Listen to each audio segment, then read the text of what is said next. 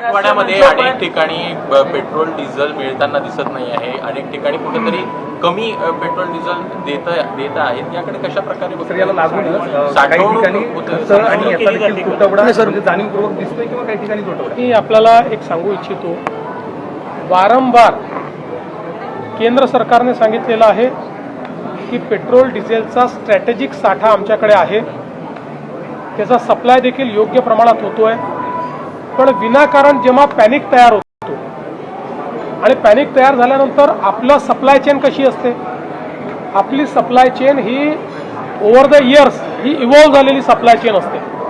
त्यामुळे एखाद्या पेट्रोल पंपावर किंवा एखाद्या एरियात एखाद्या तालुक्यात वर्षानुवर्ष महिन्याला किती पेट्रोल लागतं, दिवसाला किती पेट्रोल लागतं, याच्या आधारावर सप्लाय चेन तयार झाली असते.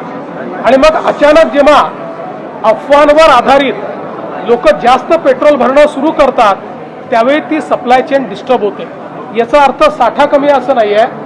तर अशा प्रकारच्या पॅनिकने, उदाहरणादाखल आपल्याला माहिती आहे की एखाद्या बँकेमध्ये जर लोकांनी एका दिवशी पैसे काढणं सुरू केलं तर ती बँक पैसे देऊ शकत नाही, कारण त्यांचे पैसे डिप्लॉयड असतात. तशीच परिस्थिती आहे. मी लोकांना विनंती करतो, जागतिक परिस्थिती वाईट असतानाही आपण आपली सप्लाय चेन चांगली ठेवलेली आहे. पण आपण जर पॅनिक बाईंग केलं तर ती सप्लाय चेन नीट राहू शकणार नाही, त्या डिस्ट्रप्शन्स येतील.